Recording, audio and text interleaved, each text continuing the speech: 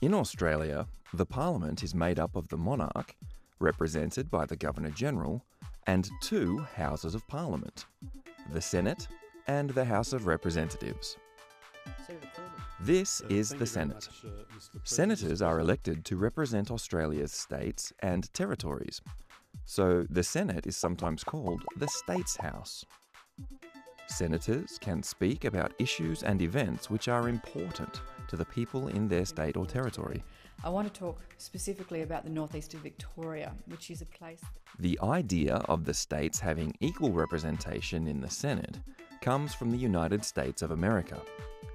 The Senate also has some traditions from the British Parliament, such as the use of red to represent the Senate and the ceremonial use of the black rod. The Senate is arranged in a horseshoe shape with the President of the Senate sitting at the front. Government senators sit to the right of the President and opposition senators sit to the left. There are also independent and minor party senators who sit in the middle area known as the crossbench. A government majority in the Senate is unusual, so the government must negotiate with senators from the opposition and crossbench. It's pleasing to hear members of the crossbench who are willing to work with the government on things that are important to our nation. I seek leave to move amendments.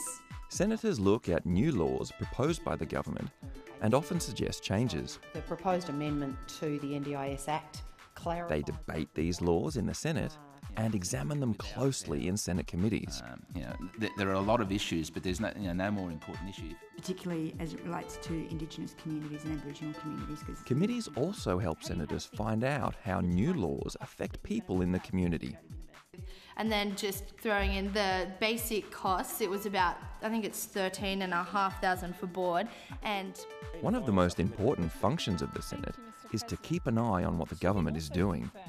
This helps to ensure that the government makes good decisions when running the country. Much obliged, and then we can discuss those figures in February. Absolutely, Senator.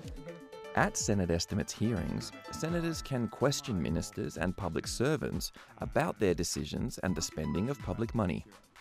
Not just livelihoods, but also the very viability of... Senators also review the work of the government during question time by asking ministers to explain their actions. Whether it supports additional investment in regional infrastructure. Why is the government seeking to suspend... This helps to keep the government accountable to the Parliament and to the people of Australia. All senators will continue to do their job. In fact, this is our Australian Parliament.